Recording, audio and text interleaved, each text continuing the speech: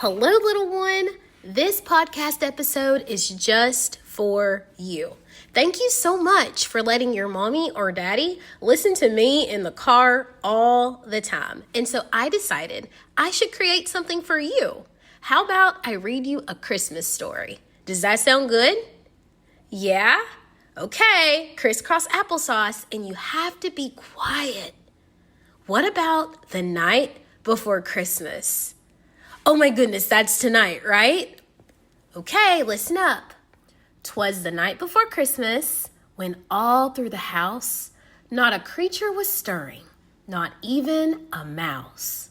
The stockings were hung by the chimney with care, in hopes that Santa Claus soon would be there.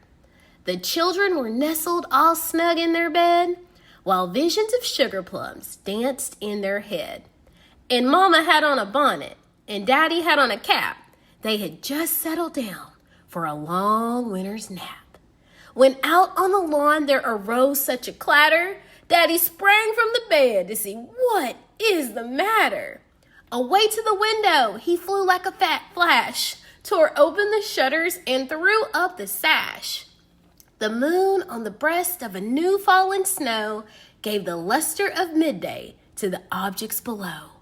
When what to his wondering eyes should appear but a miniature sleigh and 8 tiny reindeer. With a little old driver so lively and quick, he knew in a moment it must be Saint Nick. More rapid than eagles, his coursers they came, and he whistled and shouted and called them by name.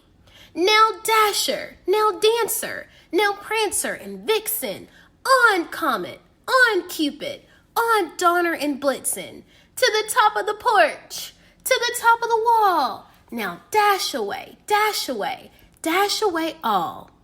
As dry leaves that before the wild hurricane fly, when they meet with an obstacle, mount to the sky. So up to the housetop the coursers they flew, with a sleigh full of toys, and St. Nicholas too.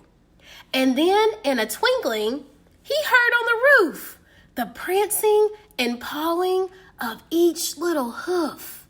As he drew in his head and was turning around, down the chimney St. Nicholas came with a bound. He was all dressed in fur, from his head to his foot, and his clothes were all tarnished with ashes and soot. A bundle of toys he flung on his back, and he looked like a peddler just opening his pack. His eyes, how they twinkled, his dimples, how merry. His cheeks were like roses and his nose like a cherry.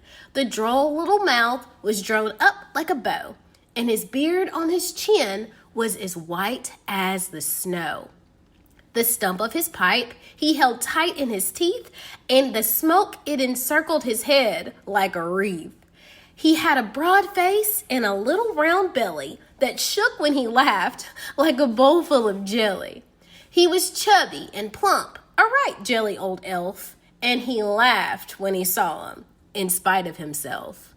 A wink of his eye and a twist with his head, soon he gave Dad to know he had nothing to dread.